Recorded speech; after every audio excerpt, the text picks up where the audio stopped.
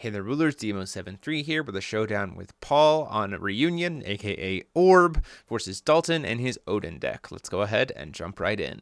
This session brought to you by Odyssey Games for pre-orders and sealed product, CCG Prime for tons of singles and supplies, Cardo Doko for international rulers looking for product, and fowtlibrary.com for articles and wonderful deck lists. As well as our guest lecturer members, King Pearlshine, Vite Ramen. Class is in session. Okay, so as we get in here, just a reminder that we do have pre-orders up still for Clash of the Star Trees over at Odyssey Games. You can also get signed up for the September 16th Discord event. It's your last chance to earn points before Foul Fest. Hope to see you guys there the last weekend of October in Kalamazoo, Michigan. Links to all the information for that is down below. It is going to be insane. You won't want to miss it.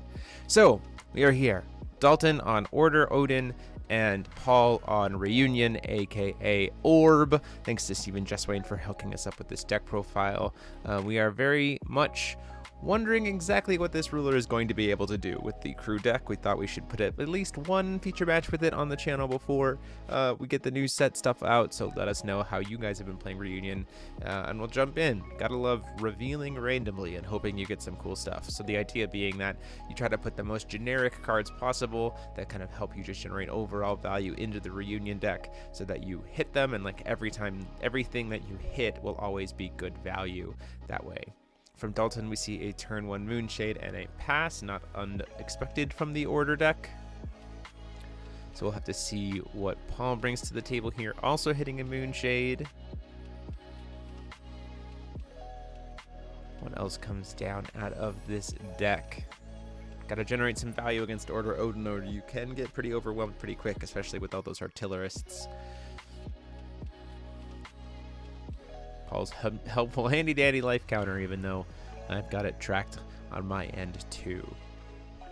We see a pay 200 for a hologram of the Crimson Moon. It's going to target itself, bounce itself back to hand, and draw a card because there's nothing else for it to target. And that really is primarily so that we can play this handy dandy boy Cyclone. We had something pay itself back to its hand, so we were able to just play that on enter, draw a card. A second Cyclone if we have it, that would be really nice. Double Cyclone maybe. Nope, ultimately it does look like just one's coming down this turn, and so we'll have to see what else Daltin brings to the table. I imagine we see a turn 1 order from Daltin coming down. It's just a matter of what it's going to be. Oh, using Cyclone right away to be able to play Cyclone Emerges. Name a card, reveal a top card, and then draw a card. Or to potentially draw 2 cards. Very nice here. Not particularly worried about Order Odin having something with swiftness, so doing this with Cyclone makes a lot of sense. Hitting the Monument of the Hero, so I imagine there's probably also the Brad package in this deck just to make up for the fact that you want to be spending your will on your crew.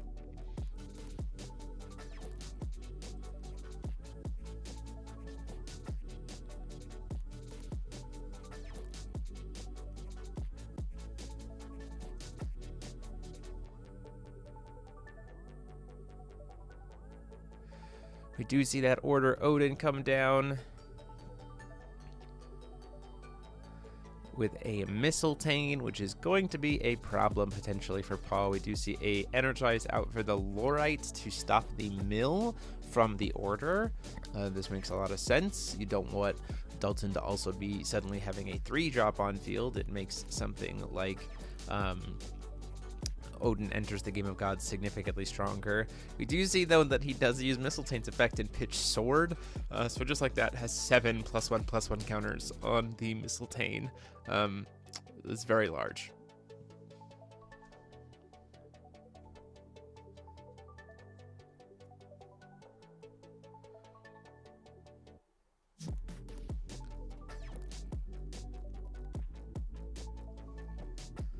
Seeing if there's anything else this turn. Does decide to bring down the Artillerist. Chucking a Banquet Demon, so that is a 12 cost. It's going to hit for a total of 24, taking Paul down to 14. Very scary right out the gate.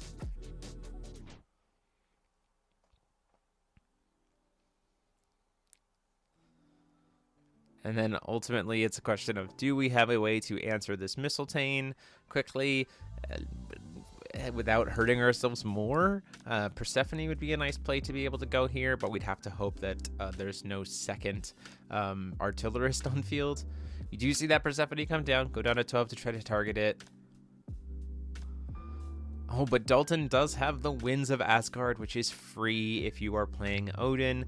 So that is just going to protect the Mistletoe, and at that point in time, that is going to be it. We can just kind of pitch whatever card we want, swing out.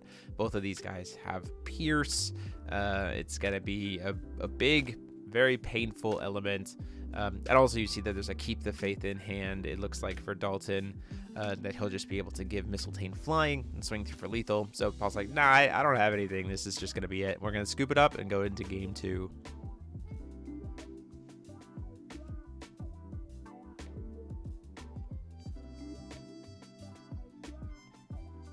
Going into game 2 here, taking the coin again.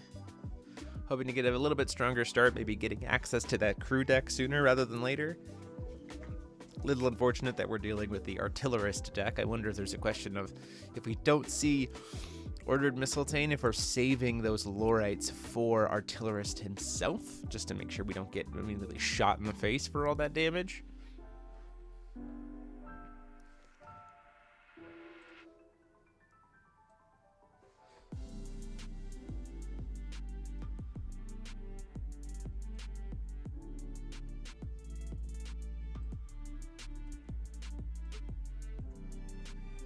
We are seeing our first instance of crew here. One thing to note, I harp on this a lot for a lot of different people. That's not chosen randomly. That's your opponent picking from a pile. Technically, you should roll a d10 for that to determine randomly, because you're still giving your opponent choice. Never, whenever it says do something randomly, always use a die. Like, use an actual random generator. Just, like, please do that. Anyway, we hit a Treasure Cat. It's playable for sure. At least gets us something to put on board here and try to draw into something. Seems like Dalton's going to go ahead and try to do an Odin Enters the Game of Gods here, just to kind of look at his next few cards. Very clearly, this is something that's helpful for him to dig for those high-cost cards like Banquet Demon that he can't necessarily search for. We are going to see a Conflict of Memory and Soul come down here, which makes sense to use it now, because you're playing against an order deck. It's just going to be able to, order, which means you can't cancel it. So Conflict, you have to kind of save, for those kinds of things. There's a world where you consider saving the Conflict for Artillerist, but there's also a world where Dalton can just use ordering to do the Artillerist. We're going to once again see that Lorite to cancel the Mill, which makes, again, a lot of sense.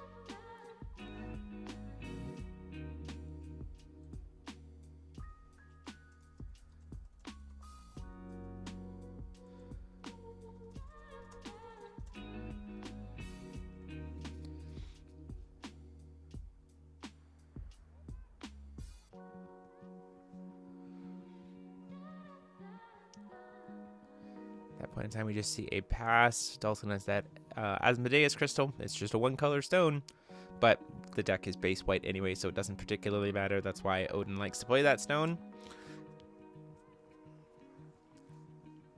For CF the top for Orb, let's see if we hit something off of Crew.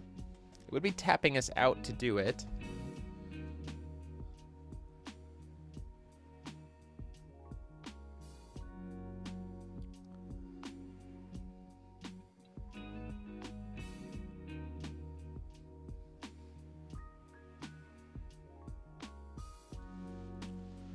Going to see a Winds of Asgard in response to the Persephone. This is, again, that same 1-2 combo, but Paul had a second Conflict of Memory and Soul to be able to make sure we get that off the field, which aids a huge boon because we're going to get to draw a card back from the Persephone, and yeah, we just have less threats to deal with here.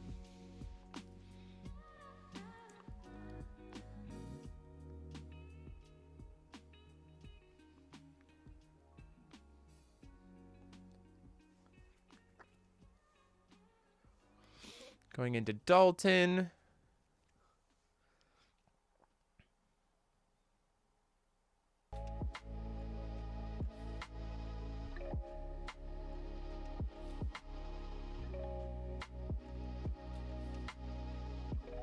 calls another stone instead of ordering anything here, which is an interesting choice. I would think if we have an artillerist, you should just order it straight up.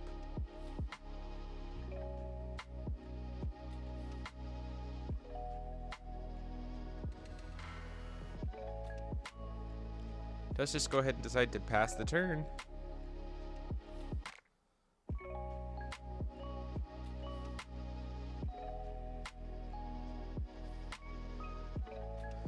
We see a Morgiana come down here. This is helpful for being able to kind of fix the top decks.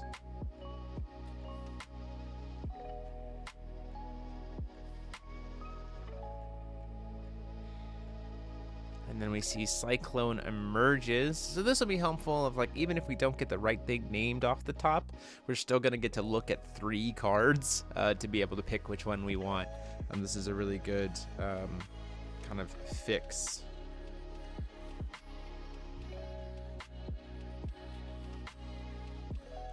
We are seeing a Dark Sun come down in response. This will force Paul to banish something. We'll probably banish... He starts to banish the Cheshire Cat, and we see him start to pick up the deck. He doesn't actually succeed in shuffling it, though. He's going to show that it's still the Cheshire Cat there. He's going to banish the Lorite instead, which makes a lot of sense. We see an attack order to kill the Morgiana. He might know what that top card of his deck is because of the 4C, so shuffling the Cheshire Cat in by banishing it doesn't make a lot of sense. He knew it was a Brad, so now we get to get the Brad, and we get to draw another card. You know, keep in mind, Cheshire Cat forces you to shuffle if it goes from field to graveyard, so maybe don't do that.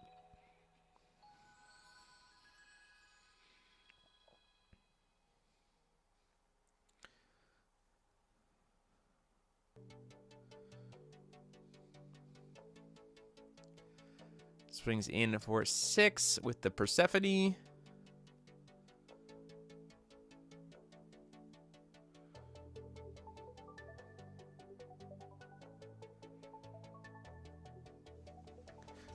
Go to next turn. See a Rumsfeld in hand. That doesn't super help here very much.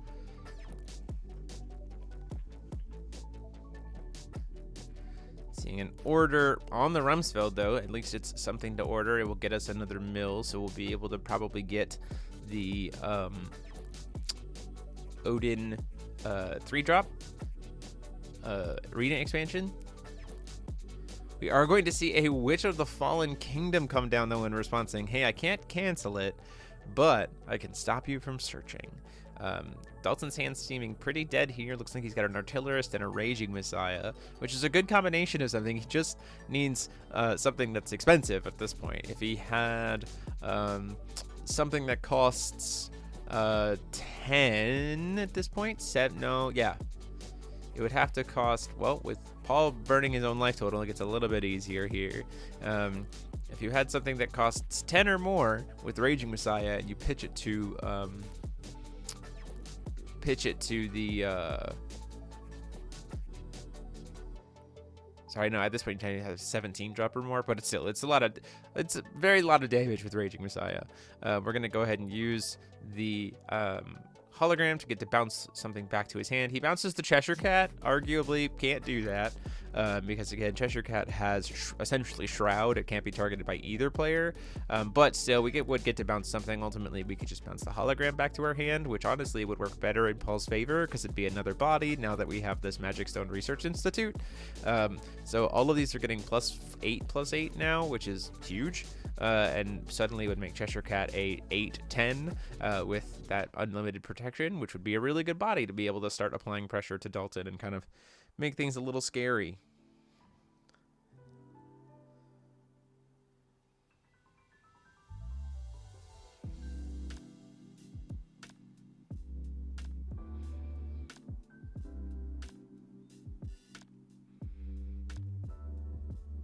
Get to swing in with that Persephone. It is going to just immediately make Rumsfeld turn itself on and then block so that we're not taking all that excess damage. Paul making the decision to leave up a couple of blockers, and I think it's because Paul might have an idea of how to try to potentially get to that Pumpkin Witch train just to kind of close the game out here. So we're going to try a crew. this is once again a sequence of not chosen randomly. Paul shuffled and then just revealed the top card and got Guardian Dragon, and then chose to cast it, which makes a lot of sense. Now we're at 5. Everything's getting 5 unique stones. Everything's getting plus 1,000. I wasn't chosen randomly. Please just bring dice when you do these things. From Jeremy's desk, the desk of the dean, or I guess the head of the university, down to you all here at Ruler School. Please just bring dice whenever you're doing this kind of thing, so that you have ways to actually determine randomness. So this Rumsfeld's not very huge. It's only a 4/4. It's going to try to swing in for 4 to get some damage. There's a world where Paul, blocks this, but also is, strangely a weird world where you, don't. Because if you block it, you avoid the damage. Daltin could just let it not be eternal, and then he just orders an artillerist. Does seem like, though, we did do the effect before recovery. Or no, we did go ahead and give everything eternal before block, and we are going to slam down the artillerist. Pays down to 31 to pitch Raging Messiah, so now this next hit's going to be doubled.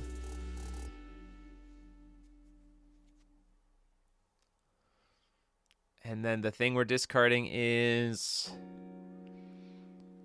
looks like the last card in hand is a Brunhild, which will be a 3 modified to a 5.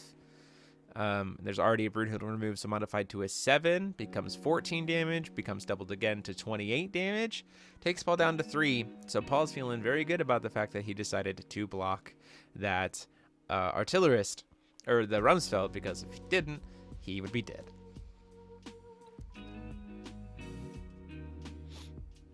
Moving to recovery here.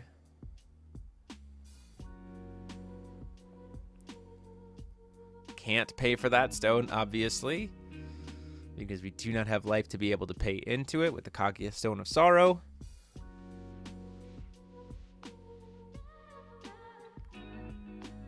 You're going to go ahead and use last movement to bounce the Witch of the Fallen Kingdom back to hand, replay it, and then go into the Pumpkin Witch train here just to close out that game and take us to Game 3.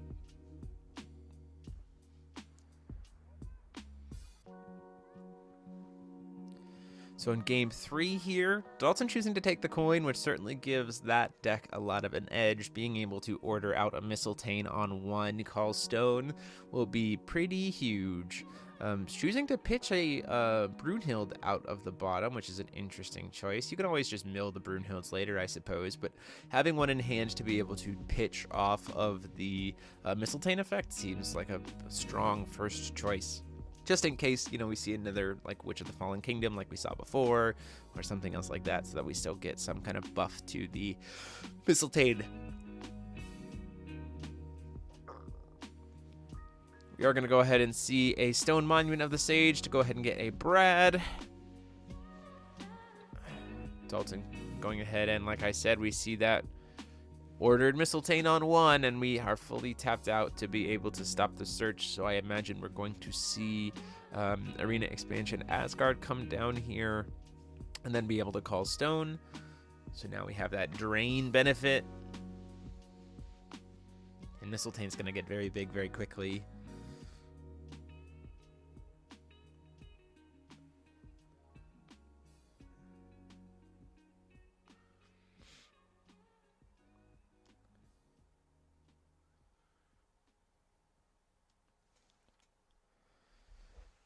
Saw a pitch of Final Stance, which makes sense if we're playing Brunhilds.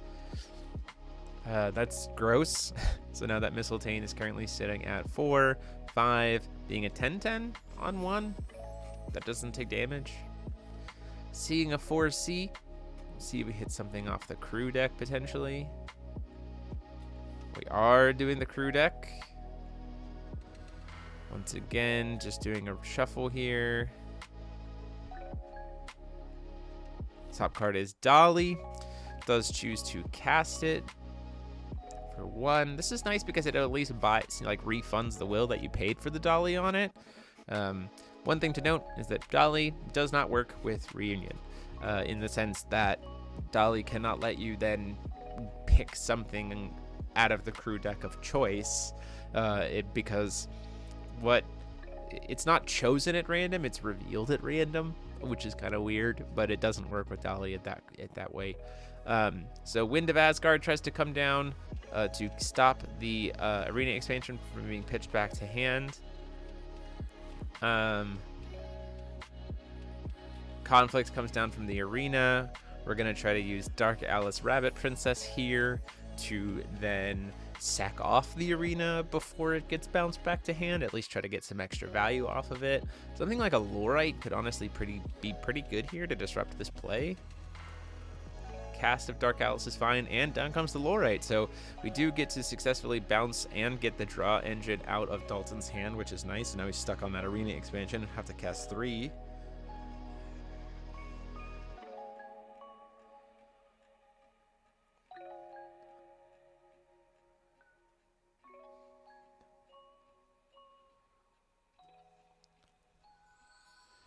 That point in time, though, we still have this Mistletoe that it's going to get big every single turn. We're going to go ahead and pitch that arena expansion, add 3 more counters to it.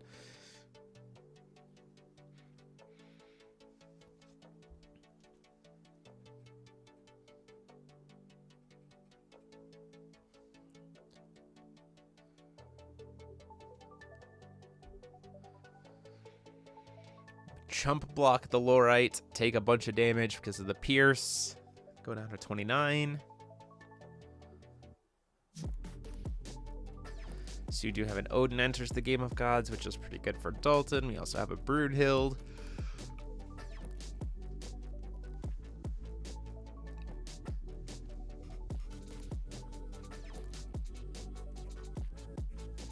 Going into that Morgiana. Get some draw power consistency pieces. Do see a pass of the turn. Down comes Odin enters. We see a conflict on the Odin enters. We see a second Odin enters. We see a second conflict on the Odin enters. Wow, just burning through cards here to stop. But still have a Persephone in hand and still have some will available. And we kept the Mistletoe ordered, so our cancels still do something here.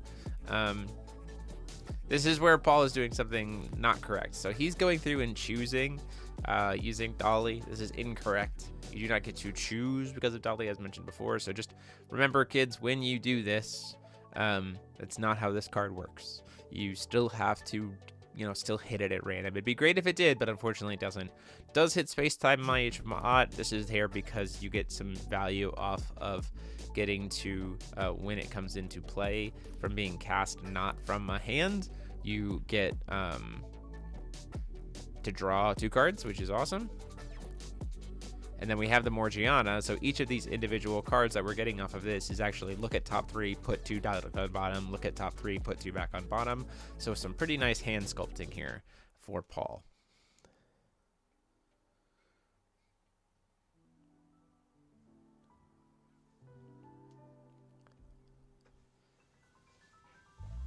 Being a Call Stone, we see a Light Moon Fragment.